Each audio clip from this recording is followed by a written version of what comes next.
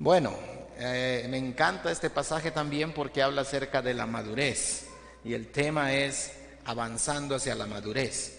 Hebreos 6 del 1 al 20. Entonces es un tema un texto bastante largo y para hablar de madurez quiero contarles una historia. Hace unos 3 o 4 años mi hijo estudiaba con un grupo de misioneros, entonces nos pusieron de acuerdo los papás para ir ahí y poder dar algunas clases de educación física, así algunas cositas, ayudar a los maestros. Y era un día viernes, estaba el sol buenazo aquí en Loja, entonces fuimos al parque infantil, pero Pablo, mi hijo, estaba enfermo, ¿sí? Entonces él no pudo ir a hacer educación física y no fue a la escuela ese día. Y había un niño ahí muy agradable, que me encanta él, y este niño dice... Pastor Leo, dice, Pablo está enfermo. Sí, digo, tiene un poco de dolor de estómago. Dice, yo le quiero pedir un favor, dice este niño. Si es que Pablo se muere, ¿me puede él dejar regalando todos los juegos de Xbox que tiene?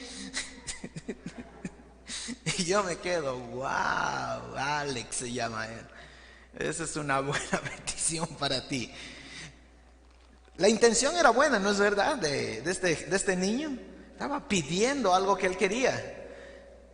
Quizás el contexto es que no es una petición madura. ¿Okay? Entonces muchas de nuestras peticiones en la relación con Dios, debemos nosotros empezar a pensar cuántas de esas peticiones que tenemos son en madurez o son bastante infantiles con Dios. Cuando Pablo escribe el capítulo 6 de Hebreos, recuerde que ya ha hablado de algunas advertencias y la carta a los hebreos realmente está hablando acerca de judíos que salieron del judaísmo, se convirtieron al cristianismo, pero querían seguir teniendo costumbres hebreas. Hebreos capítulo 6, puede verlo arriba en el proyector cuando dice, por eso, dejando a un lado las enseñanzas elementales acerca de Cristo, avancemos hacia la madurez. No está diciendo que debemos descartar las enseñanzas elementales, pero hay un fundamento y luego describe cuáles son ese fundamento, pero que avancemos hacia la madurez. No volvamos a poner los fundamentos, tales como el arrepentimiento de las obras que conducen a la muerte, la fe en Dios, la instrucción sobre bautismos, la imposición de manos, la resurrección de los muertos y el juicio eterno. Así procederemos si Dios lo permite. Y usted puede ver aquí alguna lista de estas cosas, de este fundamento, que son buenos. El fundamento determina dónde nuestra fe va a ir. El problema que tenemos hoy en la iglesia es que muchos cambian de iglesia por la música, por el ritmo, porque me gusta y por estas cosas, pero esa no es la razón. La razón es porque entendemos cuál es el fundamento que una iglesia cree, ¿sí? Y aquí hay 6 cosas. En el 1 y 2 está diciendo arrepentimiento y fe, y ese es el evangelio, esa es la base de la iglesia. Cuando nosotros podemos decir, nosotros creemos que nos hemos arrepentido de nuestros pecados y por fe creemos en lo que Cristo hizo en la cruz, que pagó totalmente toda mi vida, mi pecado, mi pasado, y ahora me ofrece vida eterna en Él. Entonces uno de los principales fundamentos es que arrepentimiento y fe es la base. El resto solo son decoraciones. Mañana aquí cambiamos y ponemos una luz de neón o ponemos una cámara de humo, lo que sea, cualquier cosa. Bueno, no me gustan mucho esas cosas, pero esas son decoraciones. El fundamento es arrepentimiento y fe. El evangelio, nosotros venimos a esa relación con Cristo en arrepentimiento y fe. Y luego dice bautismo e imposición de manos. ¿Bautismo qué es? Bautismo es el testimonio público de que yo creo en Cristo. Realmente el concepto es, tú me dices que crees en Cristo, bautízate. En la iglesia primitiva ese fue el concepto, ese sigue siendo el concepto. Bautismo no le salva. Absolutamente. Usted no tiene que ser perfecto para llegar a bautizarse. Ese es un concepto errado. Pero bautismo es la evidencia de que Cristo, si usted se ha arrepentido y cree en Cristo. E imposición de manos. Con imposición de manos y por el bautismo entra en el compañerismo. Dice, ustedes pueden confiar en mí. Yo también creo en Jesucristo. Y la imposición de manos era compartir la responsabilidad dentro de la iglesia. Por ejemplo, nosotros cuando tenemos elección de nuevos diáconos, ¿no es verdad? Pedimos que pasen los diáconos acá adelante y oramos por ellos. En cierta forma, esa es la idea de la imposición de manos. Imponemos las manos y decimos, nosotros compartimos tu responsabilidad. Entonces, no, cuando una persona en la iglesia dice, es que él es el diácono, él tiene que hacerlo. No. Solamente compartimos la responsabilidad. Cuando nosotros decimos, dentro de la iglesia, supongamos, enviamos a un misionero, imponemos manos sobre él. Nosotros estamos compartiendo la responsabilidad de ese misionero para que pueda hacer la obra que tiene que hacer. ¿Sí? Eso es acerca de la tercera y cuarta. Y la última, dice resurrección y juicio a los muertos. Entonces, ¿qué es esta resurrección? Es las cosas futuras. Y quiero que entienda esto. Los autores bíblicos iban siempre entre gracia y juicio. Nunca dejaban de lado eso. Nosotros a veces queremos solo hablar de gracia, pero no hablar de juicio. Y aquí está hablando de la esperanza en la resurrección que tenemos, pero al mismo tiempo el juicio que los creyentes vamos a experimentar. Entonces esos son los fundamentos, parte de los fundamentos de la fe. Y podemos poner otros más en el tiempo actual, otros fundamentos más de la fe. Por ejemplo, la Biblia es la autoridad de Dios, es la única autoridad, ¿sí? Inspirada del aliento mismo de Dios, la palabra de Dios. Si usted dice yo no creo en la Biblia, pero quiero ser miembro de la iglesia, vamos a pedirle que no sea miembro, porque no tiene sentido que usted venga a una iglesia y no acepte este fundamento que es la palabra de Dios. ¿Sí? La Trinidad. ¿Sí? Hay grupos hoy que están negando la Trinidad, Padre, Hijo y Espíritu Santo. 3 personas unidas en esencia en sí mismo. ¿Sí? Y entonces nosotros tenemos que ver, usted debe creer en la Trinidad, debe creer en el Evangelio, arrepentimiento y fe, en el compañerismo de la iglesia. ¿Sí se da cuenta de lo que estamos hablando? Esos son los fundamentos. Pero Pablo aquí va más allá. Dice, ese es el fundamento. Nosotros debemos avanzar hacia dónde. Y utiliza esta palabra que es ¿qué? Madurez. Wow, es un shock. Esta palabra es un shock. Porque nosotros tenemos la tendencia de pensar, yo creo en estos fundamentos, estoy bien aquí, pero puedo ser inmaduro. Ahora, quiero que entiendas aquí algo. Avanzar a la madurez es entender el mensaje de Jesús y ahora es formar tu carácter de bondad, pero al mismo tiempo de justicia. ¿Sí? Es decir, si yo digo que, wow, yo creo en este fundamento, estas son mis creencias, mis creencias firmes, ahora yo debo avanzar hacia la madurez y formar el carácter de Dios en mi vida.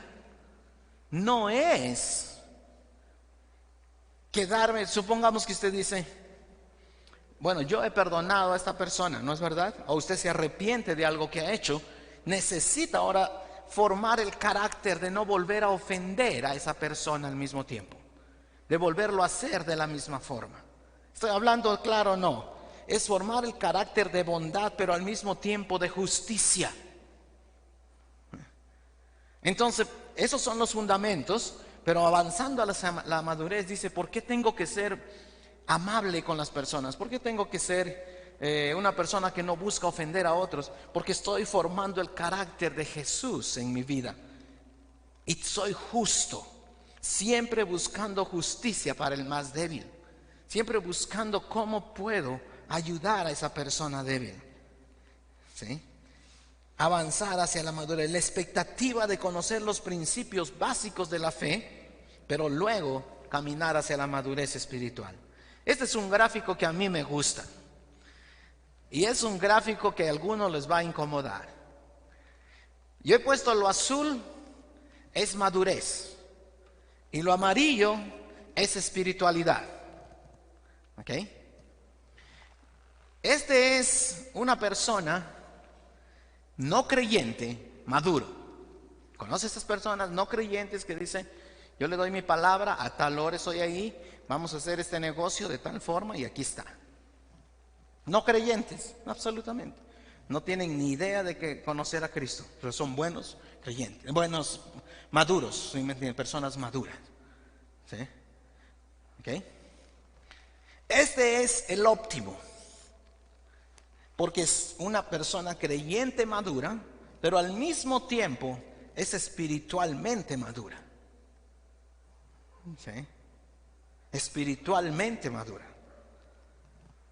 ¿Okay? Saben lo que cree, ha caminado hacia la madurez, su carácter refleja a Jesús, pero al mismo tiempo no está buscando, yo soy mejor que fulano, esta es una competencia de iglesias, ¿no es verdad? Mi iglesia es mejor que la otra y esas cosas, esos son signos de inmadurez. Nosotros somos la única iglesia buena de Loja. Déjame decirte, ese es un signo de inmadurez total y absoluto, porque la iglesia no debe competir nunca. ¿Sí? Entonces, creyente maduro, ¿se entendió eso? Maduro como personalidad, espiritualmente maduro. El de acá es un creyente inmaduro. Ha bajado su nivel de madurez. Y su espiritualidad también ha bajado. No dependo de Dios. Yo soy así porque soy así. Si voy a la iglesia, canto, levanto las manos, pero en casa puedo hacer cualquier cosa que no honre a Dios. ¿Sí? Un creyente inmaduro. No me gustó lo que hoy día el pastor dijo, porque lo que dijo no está en la Biblia. Ahora, si yo digo algo que no está en la Biblia, no está sustentado, tiene razón de decírmelo a mí. ¿Sí? Y el día que diga, Dios me está guiando a ser parte de otra iglesia, dígamelo y yo le despido, oro por usted y que Dios lo use en la otra iglesia. Amén. Pero no se va a ir como inmaduro, ¿no es verdad? No sé quién me llama, pero no puedo responder, ¿no es verdad? Entonces, quiero que entienda esto. Creyentes inmaduros. ¿Sí? Yo ya no digo porque... ¿Se ha escuchado esto? Es que yo no voy a la iglesia porque no me saludaron. ¿Se ha pensado en esas cosas? Es que a mí no me saludaron en la iglesia, entonces ya no voy yo. Siempre pongo el ejemplo de, ¿cómo se llama? La rabadilla. ¿Sí se acuerdan ese ejemplo mío de la rabadilla? Es que había un hermano, entonces que dice, ¿por qué no vas a la iglesia? Dice, en esa iglesia no hay amor. ¿Por qué? Dice, es que ayer hicieron una comida y trajeron seco de pollo, dice, y al hermano de adelante le pusieron la antepierna y al otro le pusieron la pechuga, y cuando yo llegué me pusieron la rabadilla. Yo ya no voy a esa iglesia. Un día yo estaba predicando en Catamayo y conté esta ilustración y después tenían seco de pollo y esta hermanita me puso la rabadilla. ¿Ahora estás entendiendo qué es inmadurez? Nosotros tenemos el fundamento que es ¿quién? Cristo, arrepentimiento, la palabra, fe, compañerismo, juicio eterno. Esos son el fundamento, sabemos en lo que creemos. Pero debemos caminar hacia la madurez. Y Pablo digo, y el autor a los hebreos nos invita, avancemos hacia la madurez. No nos quedemos inmaduros, avancemos hacia la madurez. ¿Sí? Vamos caminando hacia la madurez. ¿Estás formando el carácter de Cristo en tu vida? ¿Es Él el formador? Ahora, la pregunta más fácil aquí es, ¿cuál de los tres eres tú? Quizás aquí debemos poner uno más, no creyente, inmaduro.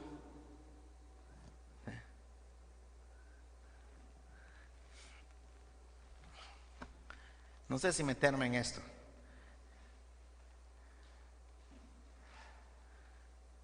Si tú eres un enojón o tú eres una enojona, a lo mejor estás por aquí, si has aceptado a Cristo. Si tú no le hablas a fulano o a sutano o a mengano que ha cometido alguna ofensa contra ti por mucho tiempo, a lo mejor estás aquí. Eres creyente, pero eres inmaduro.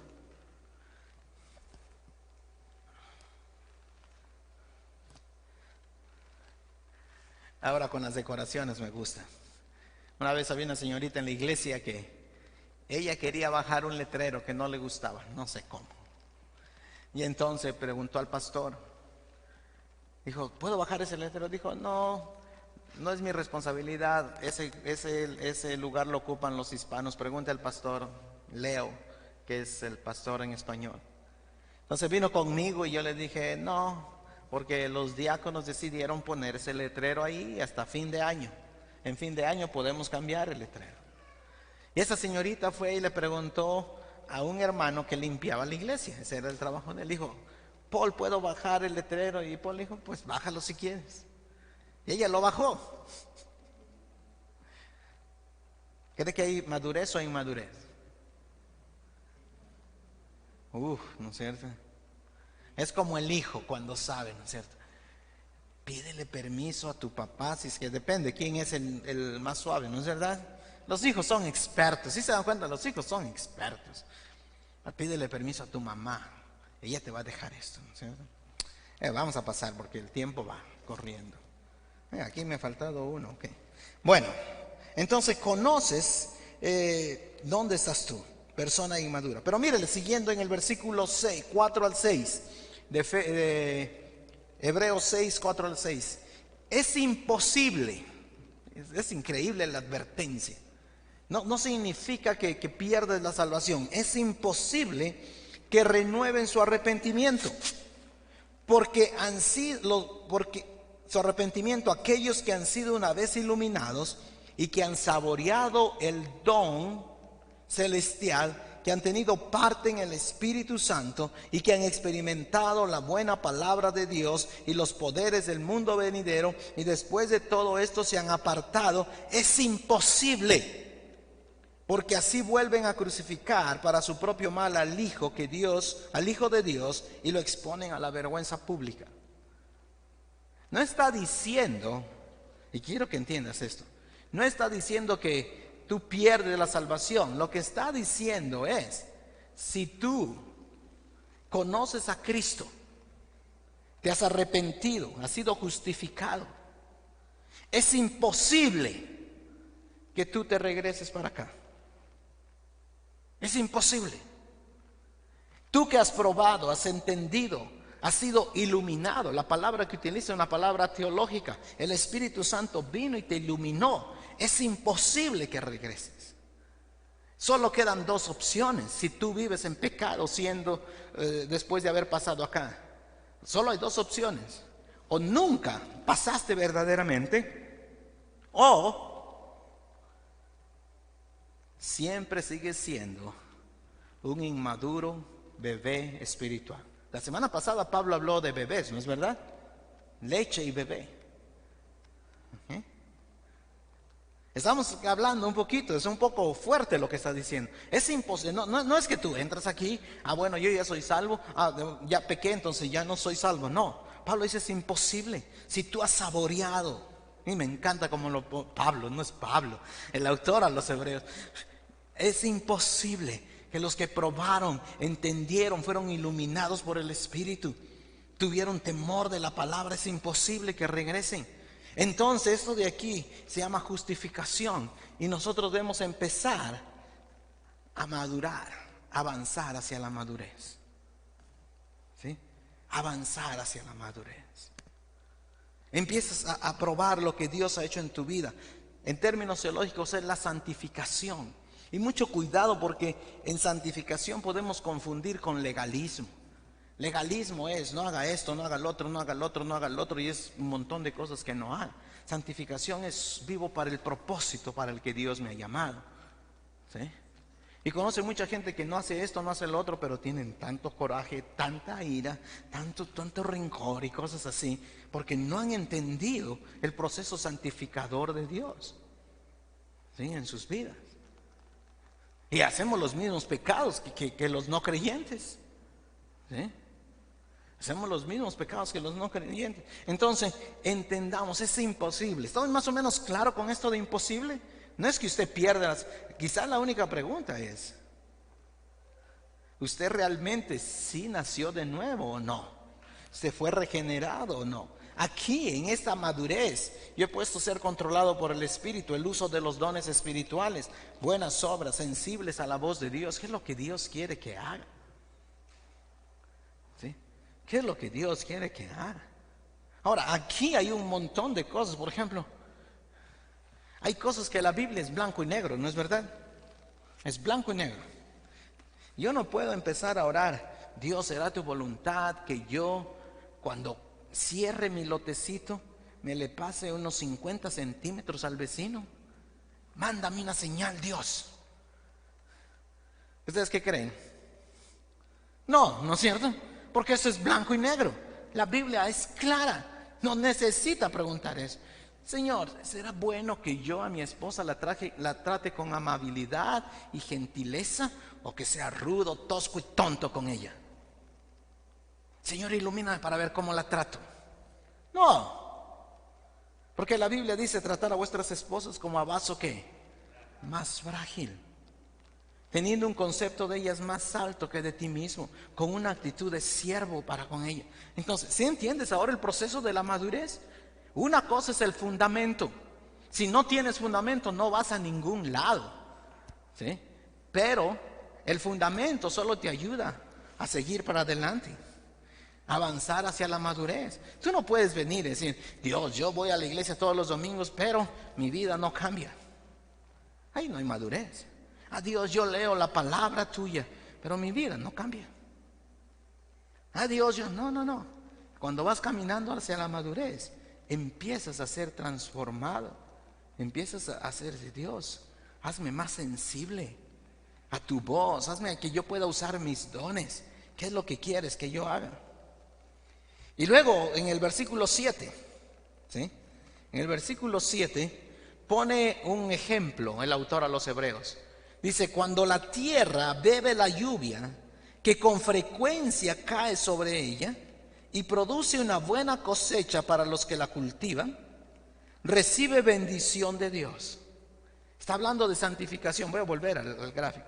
Cuando la tierra, cuando la palabra ya entró y tú pasaste, aquí está el inconverso, y tú ahora eres creyente, entonces la tierra recibe la lluvia, ¿sí?, y produce una buena cosecha para los que la cultivan, recibe bendición de Dios. En cambio, cuando produce espinos y cardos, no vale nada, está a punto de ser maldecida y acabará de ser quemada.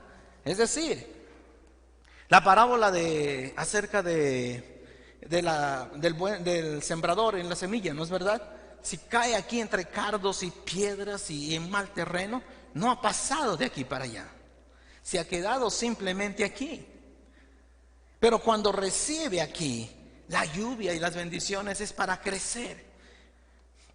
El fruto del Espíritu es que amor, gozo, paz, paciencia, benignidad, bondad, templanza, mansedumbre. Esa es la meta. Esa es la meta. Porque ahora nosotros somos esa buena tierra y producimos fruto, ¿sí?, fruto para esas formas. Verso 9. En cuanto a ustedes, queridos hermanos, aunque nos expresamos así, estamos seguros de que les espera lo mejor, es decir, lo que atañe a la salvación. Porque Dios no es injusto como para olvidarse de las obras del amor que para su gloria ustedes han mostrado sirviendo a los santos, como lo siguen haciendo. Cuando muramos, glorificación eterna. Dios no es injusto. Dios no es injusto. Él sabe cómo lo que hemos hecho, cómo hemos vivido aquí. Él sabe cómo somos ahí. Verso 11.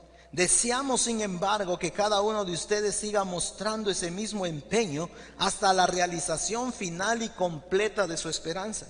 No sean perezosos, más bien imiten a quienes por su fe y paciencia heredan las promesas. Estás aquí, Él te salvó solo por su gracia. No tienes que ser perezoso. Leer la Biblia no es fácil, porque el diablo te tenta para que no la leas. Venir a la iglesia no es fácil, porque el diablo quiere que duermas más el domingo en la mañana. ¿Sí? Dar al Señor no es fácil, porque siempre hay otros lugares donde gastar el dinero. Perdonar no es fácil.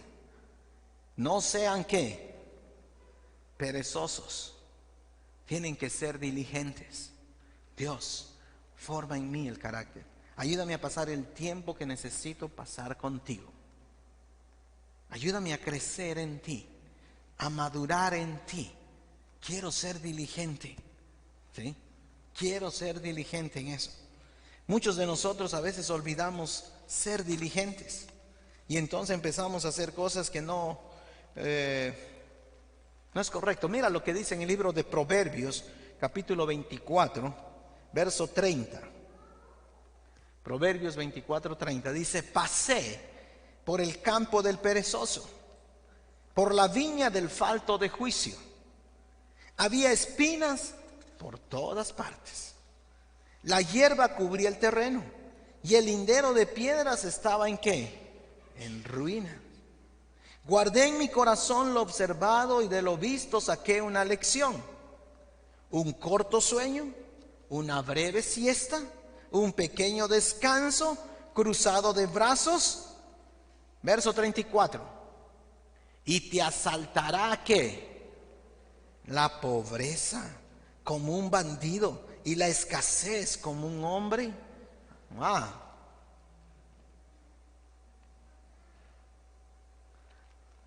¿Cuántos se acuerdan de Huicho Domínguez? ¿Sí se acuerdan de Huicho Domínguez o no? Sí, ¿no es cierto? Algunos dicen no, pero sí se acuerdan. El de la novela que se saca la lotería, ¿sí se acuerdan? Yo no me acuerdo cómo se llamaba la novela. Ya hace unos 15, 20 años. No es una novela nueva. Ese es el sueño de todo perezoso, ¿no es verdad? Todos queremos sacarnos la lotería.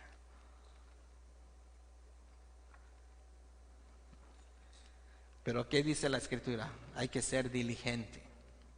Mire, hay otro proverbio, Proverbio 22:29. ¿Has visto a alguien diligente en su trabajo? Se codeará con reyes y nunca será un don nadie. Yo voy a Catamayo casi todas las semanas y entonces la semana pasada estaba ahí. Y el sábado ahí en La Vega hacen un buen seco de chivo. Como todo el mundo dice, no comas chancho, pero chivo, nadie le dice nada, ¿no es cierto? Entonces, a mí me gusta el seco de chivo, más que el chivo al hueco, me gusta el seco de chivo. Entonces fui a comprar donde esta señora y hay mucha gente los sábados y domingos, viernes, sábado y domingo, solo esos 3 días abre y se llena ahí en ese lugarcito. Y cuando estaba ahí, el esposo de la señora recibe una llamada, ¿sí? Y la llamada dice, es el alcalde. Después que cuelga le dice a la esposa, dice, es el alcalde. Y dice que ya viene en media hora para acá, que 4 ministros van a comer almuerzo aquí. Y la mujer le dice, saca el mantel blanco y saca la otra cosa, ¿no es cierto? Se separa esas 2 mesas de allá y todo. Yo le digo a la señora, oiga, verá que le paguen al final, ¿no es cierto? Estaba siendo muy irónico, ¿no? Entonces verá que le paguen. Pero ese es versículo, ¿no es verdad? Sé diligente en tu trabajo. Haz bien lo que tienes que hacer. Y un día te codearás. Ahora, si vuelves a aplicarlo aquí, sé diligente en las cosas espirituales. Sé diligente en tu personalidad. Y un día tú te codearás con personas que, wow. Carapaz es un ejemplo, ¿no es verdad? Wow. El hombre sin recursos llega a ganar medalla de oro y cuando llega a medalla de oro destapa una olla de grillo, ¿no es cierto?, en el Ecuador. que si no lo hubiera dicho después de ganar medalla de oro, nadie lo... ¿Quién es ese hombre? Ahora te das cuenta, si eres diligente en las cosas espirituales también, si dedicas el tiempo a la palabra, el tiempo a escuchar el sermón, el tiempo a reunirte, el tiempo a estudiar, el tiempo a orar, el tiempo... Ahora, mucho cuidado, la meta no es hacer todas esas cosas más, la meta es que esas cosas te conducen al fruto del Espíritu: amor, gozo, paz, paciencia, benignidad, bondad, templanza, mansedumbre. Sean diligentes, no sean perezosos. Vamos adelantando, verso 13. Cuando Dios hizo su promesa a Abraham, porque estos eran hebreos, no se entendían. Como no tenía nadie superior por quien jurar, juró por sí mismo. Dios, escucha bien, Dios dice: no tengo por quién manifestar mi juramento y mi promesa, juro por mí mismo, porque no hay superior a Dios. ¿Sí? Y le dijo, verso 14: te bendeciré en gran manera y multiplicaré tu descendencia. Y así, después de esperar con paciencia, Abraham recibió lo que se le había prometido. Dios en su promesa nos guarda, Dios en su promesa nos cuida, Dios en su promesa nos, no sé, Él está más preocupado en nuestro bienestar que nosotros en nosotros mismos. Él es el fiel. Verso 16: los seres humanos juran por alguien superior a ellos mismos, y el juramento, al confirmar lo que se ha dicho, pone punto final a toda discusión.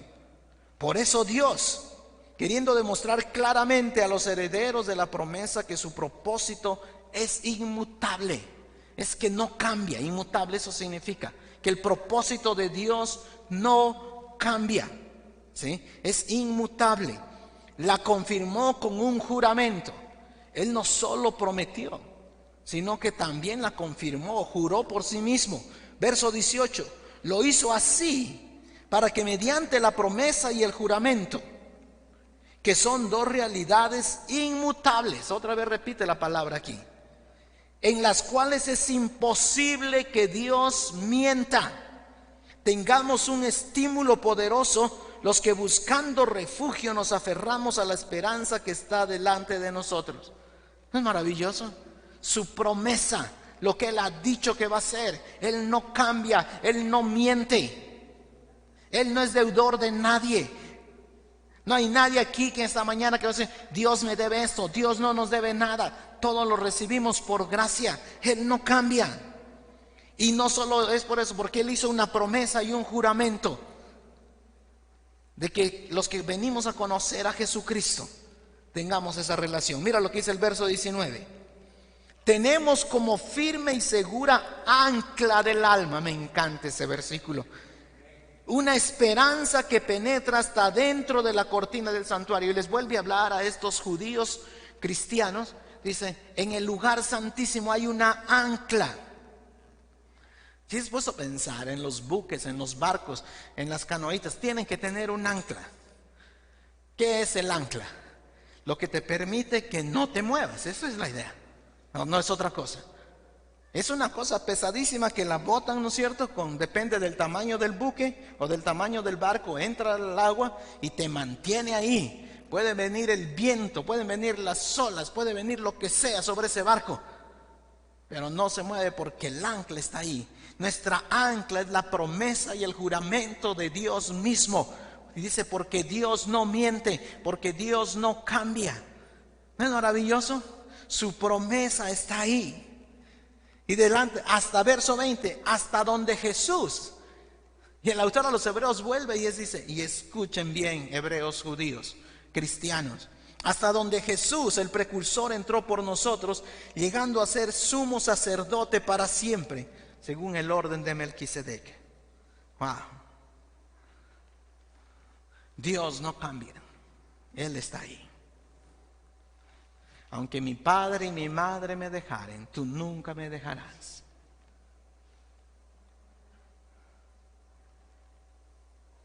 Él dice: es nuestro refugio. Vamos a Él para cobijarnos. El libro de Isaías dice: como la gallina a los pollitos. Nosotros podemos ir delante de Dios y en medio y por Jesucristo recibir su protección y su cuidado. Él está ahí. El ancla del alma, la seguridad de la obra de Cristo. El fundamento. Pero tenemos que caminar hacia la madurez. Esa ancla nos sostiene. Ya no voy a la iglesia porque me dieron la rabadilla. Cristiano de rabadilla, ¿no es verdad? Tú vas a la iglesia porque el fundamento es Cristo, porque ese Dios no cambia, porque ese Dios envió a su Hijo a morir en la cruz por ti y por mí. No vas dependiendo del tiempo que está afuera, si llueve o si hace sol. Él es el verdadero, ¿no es verdad? Él no cambia, Él es nuestra ancla. Y aunque vengan los vientos y nos toquen, aunque venga la tormenta y quiera movernos, su ancla nos sostiene. La semana pasada estábamos orando por Pastor Ramón Hernández de Monterrey, México. Él aún sigue con oxígeno, parece que está un poco mejor, pero sigue con bastante inflamación, pero su oxigenación ha mejorado. Y él escribió un mensaje a un amigo de él. Yo soy amigo de su hija y de su yerno, ¿sí? Y ella, como pidió oración, me dio el mensaje y yo le dije, déjame compartirlo porque me encantan las palabras de Pastor Ramón. Es un hombre de unos 70, 75 años y dice: amado hermano, tal y como te informé en mi último mensaje, Miros, es la esposa, se llama Miros, y yo hemos entrado en los días más críticos de la cuarentena de COVID, el día 10, eso fue hace una semana. Bendito sea mi Dios. Miros, mi esposa, se ha fortalecido mucho en el Señor para fortalecerme y cuidar de mí. De otra manera, francamente, no sé qué haría. Mi cuerpo está debilitado en gran manera. Dios me ha llevado a un punto, esa me encanta, en que puedo ver toda mi vulnerabilidad. Me pregunto, dice, si Dios de alguna manera inesperada y arrebatadamente nos acerca a las fronteras de la vida y de la muerte. Creo que sí lo hace. Creo que quiere que tengamos una visión más clara de las glorias venideras. De alguna u otra manera pareciera que Dios quiere acercarme más al más allá. 4 médicos nos han estado asesorando en casa, desde los chupasangre hasta los que toman radiografías, diabetes, glucoma, arritmia, etc. Todos ellos han sido como ángeles de Dios, incluyendo a mi hijo Bernabé.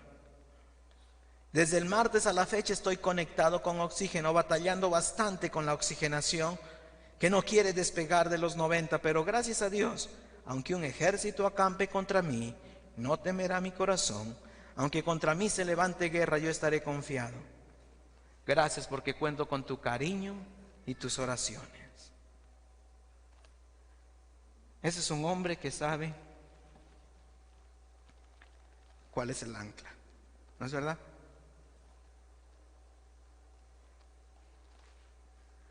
¿Es Jesús tu ancla o no?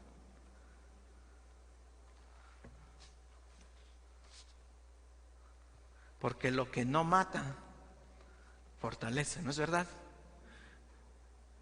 Él es nuestra ancla. ¿Es Jesús nuestra ancla? ¿O depende de el día? ¿Estás caminando a la madurez? No. Quizás voy a hacer una pregunta más básica. ¿Por lo menos tienes el fundamento o no?